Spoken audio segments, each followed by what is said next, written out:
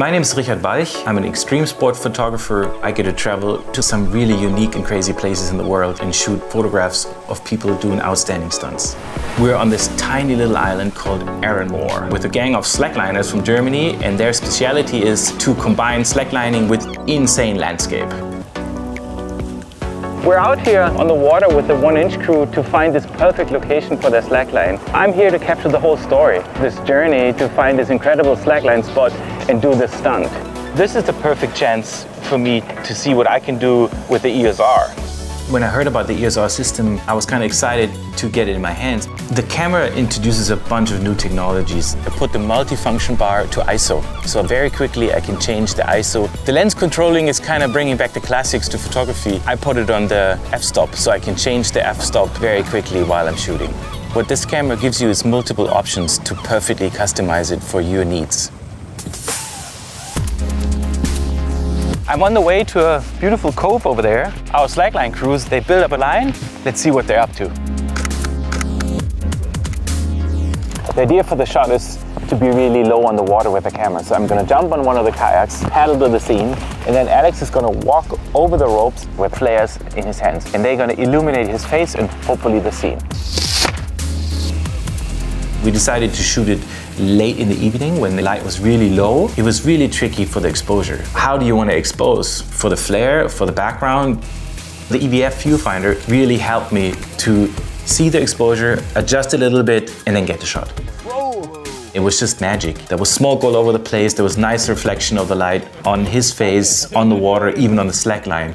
It came in perfect.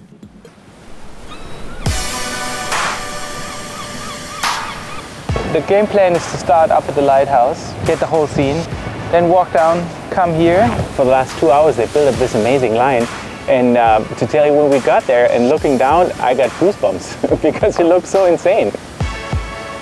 The highlight was the biggest challenge for the athlete because it is a stunt. What they do is they go in this Zen mode where they kind of visualize the action.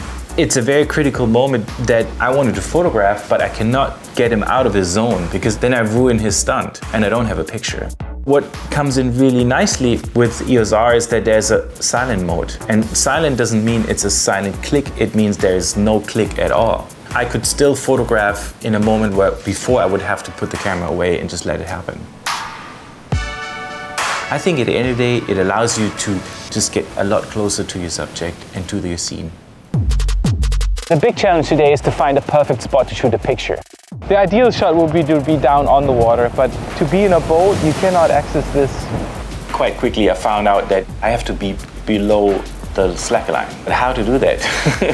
I want to show the height, of this incredible stunt, and I want to make him read nicely against the background, which means I need to go low, and that means upseiling.